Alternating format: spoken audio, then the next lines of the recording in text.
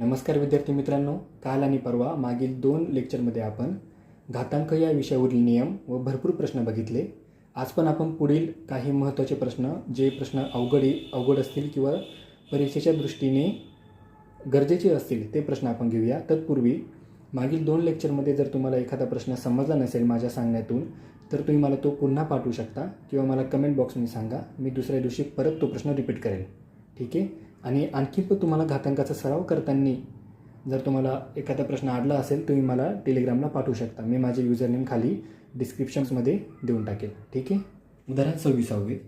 करणीमध्ये एचा 16वा घात बरोबर किती? आता इथे करणीत आहे, 3 वेळा करणी आहे. म्हणजे काय? एचा 16वा घात आहे असा आणि त्याला ब्रॅकेटमध्ये 1 2 3.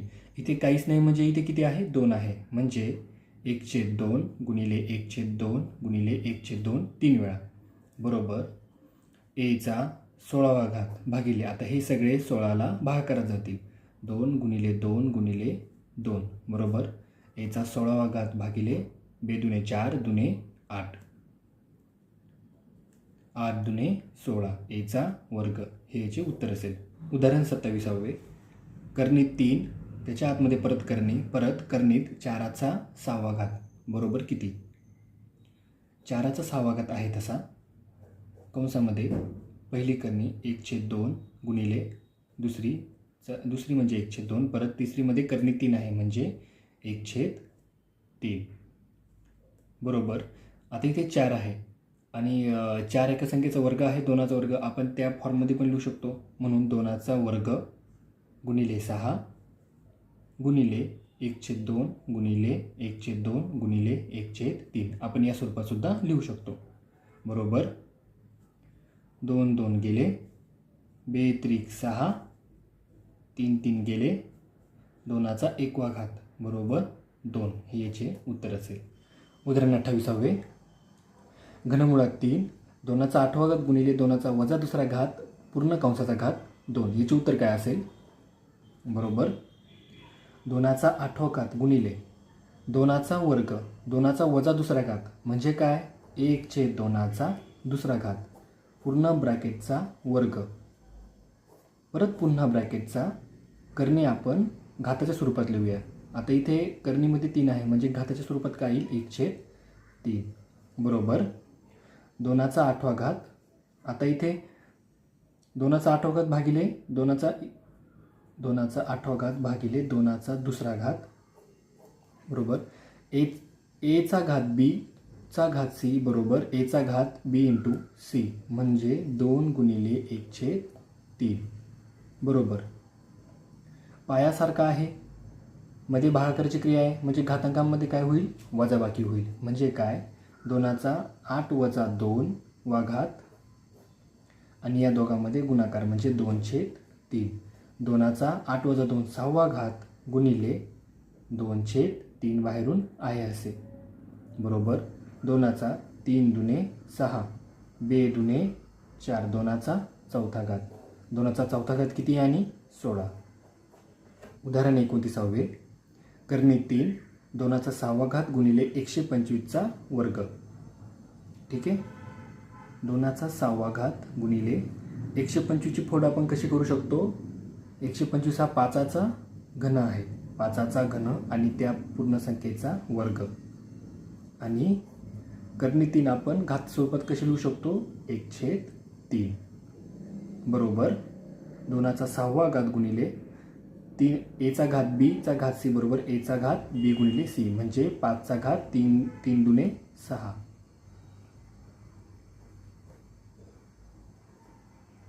तुम्हाला माहिती आहे, जर मध्ये गुणाकाराची क्रिया असेल आणि घातांक सेम असतील, वेगळ्या वेगळ्या पाया असलेल्या संख्येचे जर घातांक सारखे असतील तर त्या पायामध्ये गुणाकार होतो आणि त्यांचा घातांक तोच राहतो. म्हणजे 5 दुणे 10चा 6वा घात गुणिले बाहेर 1/3 आहे असे.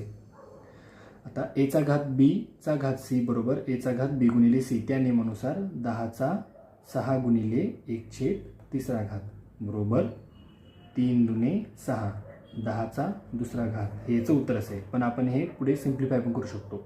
10चा 2रा घात किती? 100, हे याचे उत्तर असेल. उदाहरण 30 216चा 203 घात गुणिले 512चा 203 घात बरोबर एक्सचा वर्ग. 216 आपण कसे लिहू शकतो तर 6चा घन, 203 बाहेर आहे तसे, गुणिले 512 कसे लिहू शकतो 8चा घन, 203 आहे तसे, बरोबर एक्सचा वर्ग. एचा पॉवर बीचा पॉवर सी बरोबर एचा पॉवर बी गुणिले सी, म्हणून 6चा 3 गुणिले 203 घात गुणिले 8चा 3 गुणिले 203 घात बरोबर एक्स वर्ग आहे असा.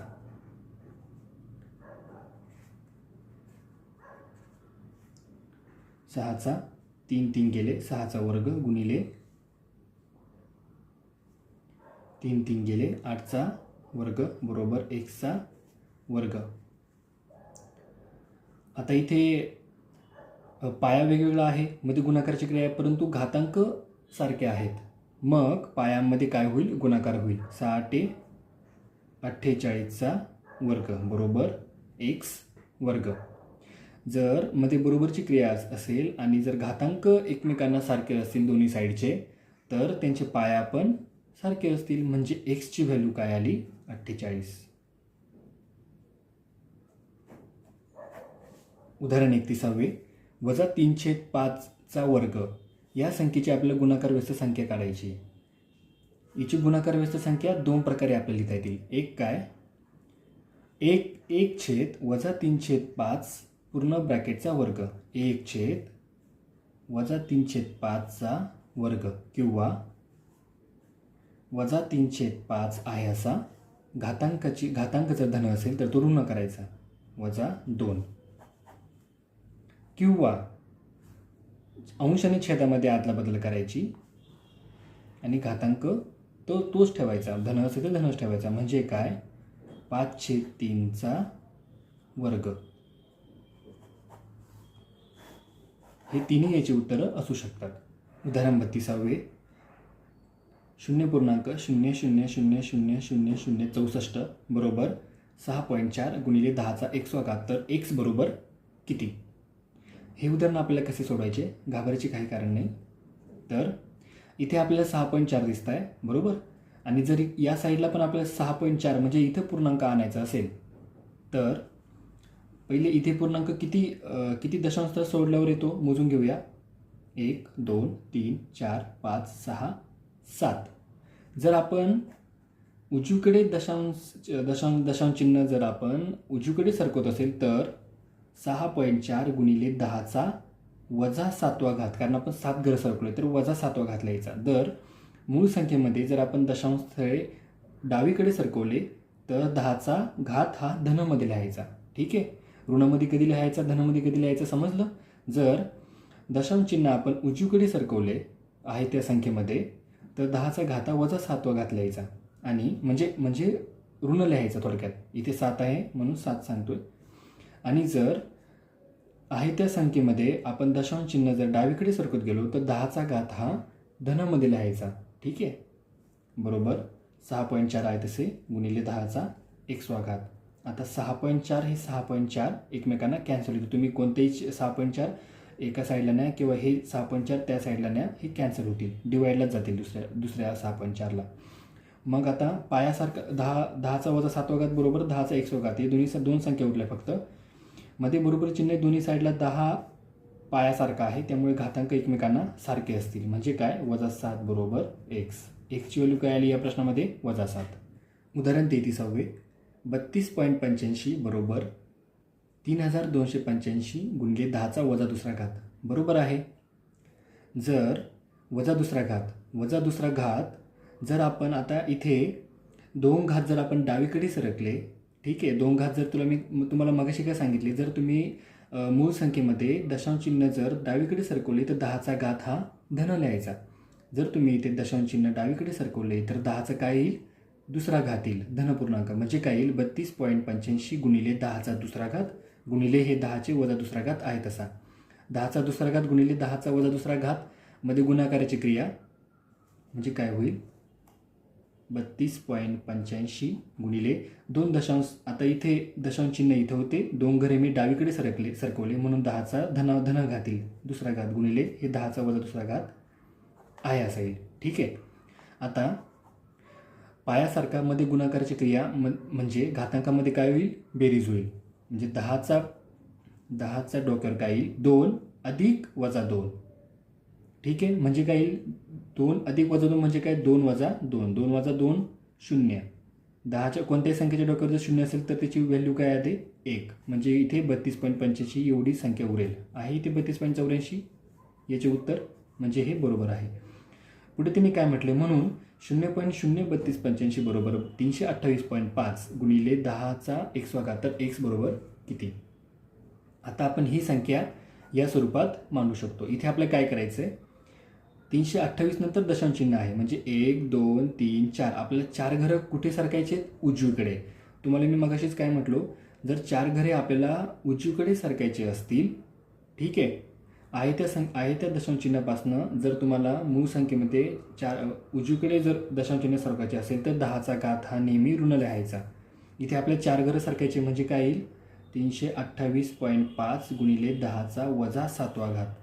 इथे 4था घात आहे, ते मागच्या उदाहरणाचं 10चा वजा 4था घात बरोबर 328.5 गुणिले 10चा x² घात. ही संख्या आहे तशी.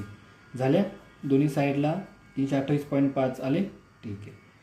मग आता 328 तुम्ही इकडे लिहिकाय किंवा हे 328.5 तुम्ही इकडे लिहिकाय, ते एकमेकांना डिवाइडलाच जातील. ठीक आहे, मग हे कट झाले बरोबर 10चा वजा 4था घात बरोबर 10चा x² घात. ठीक आहे,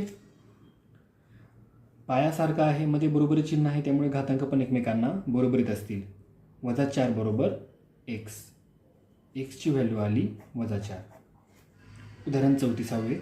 27चा वर्ग गुणिले 16चा वर्ग गुणिले 15चा वर्ग भागाकारात 9चा 4था घात गुणिले 5चा 4था घात गुणिले 2चा 6वा घात. 27 हा मला माहिती 3चा घन आहे, मी त्या स्वरूपात लिहून घेतो. 3चा घन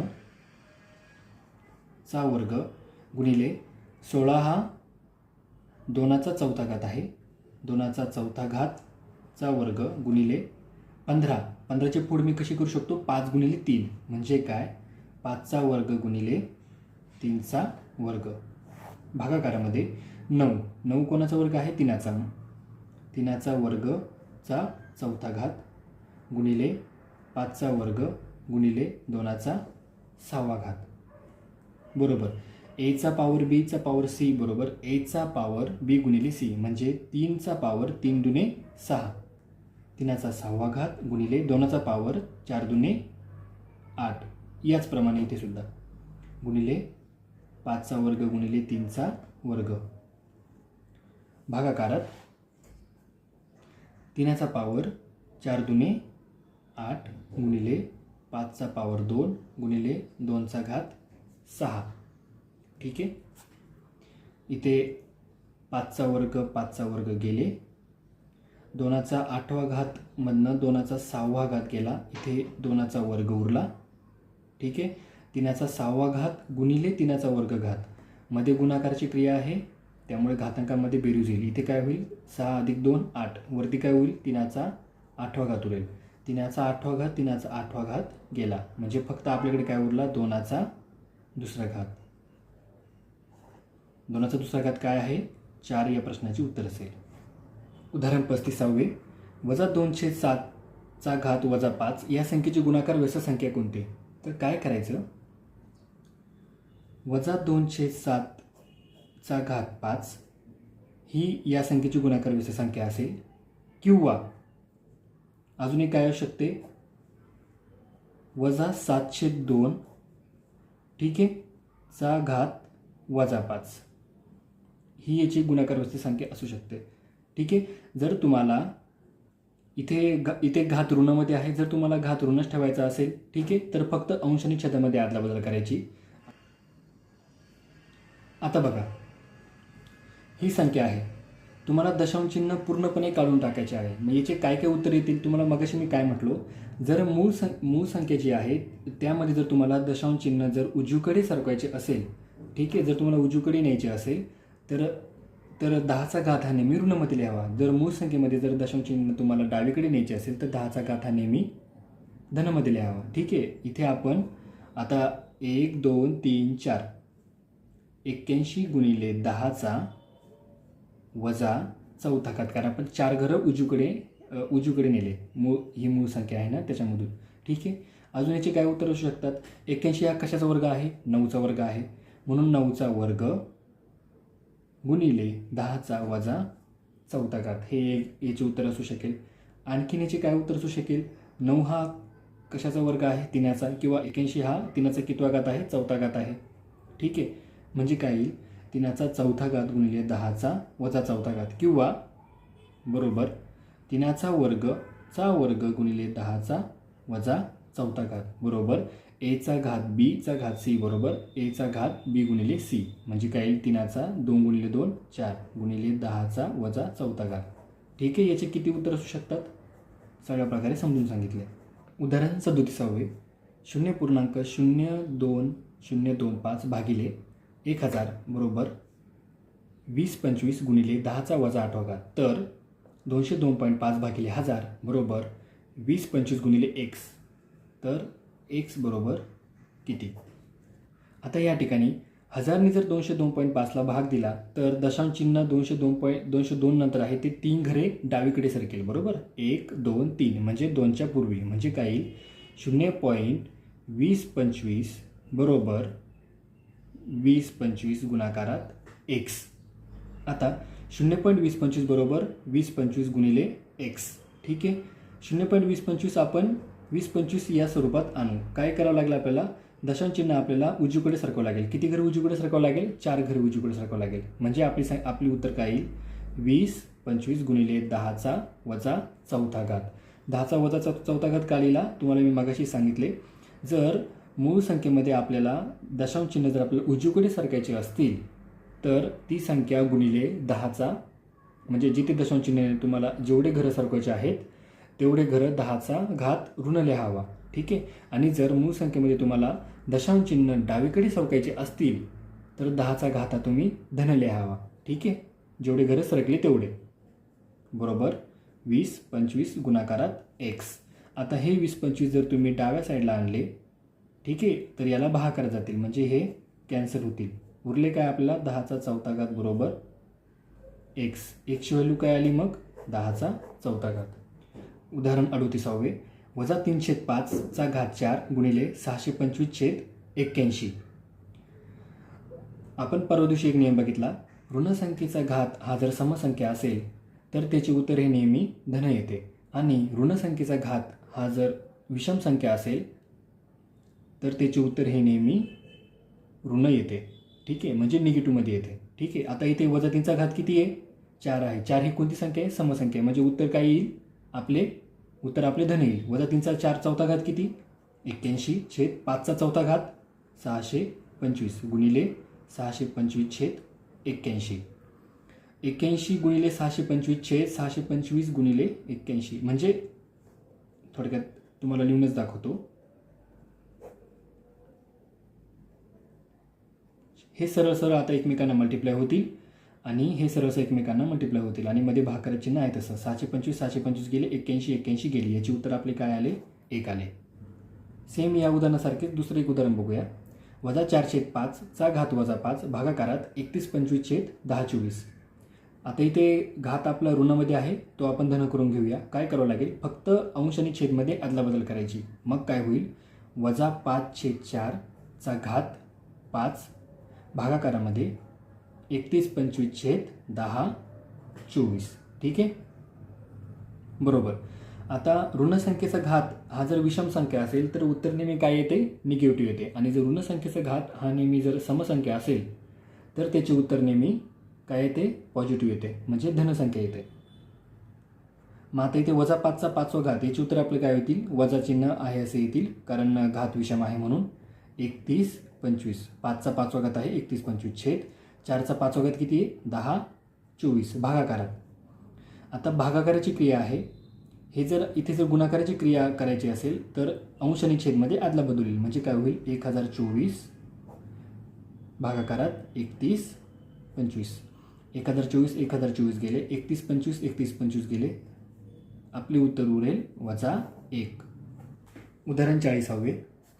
3चा शून्य घात गुणिले 3चा चौथा घात भागाकारात 3चा वजा 5वा घात गुणिले 3चा शून्य घात, ब्रॅकेटचा 3/4 घात पूर्ण ब्रॅकेटचा आच्छेद 3 वा घात.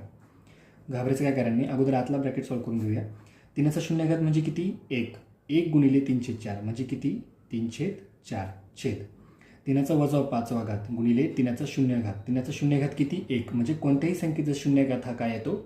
एकच येतो, तीच संख्या येते. म्हणजे खाली पण काय उरले? 3चा वजा 5वा घात गुणाकारात 3/4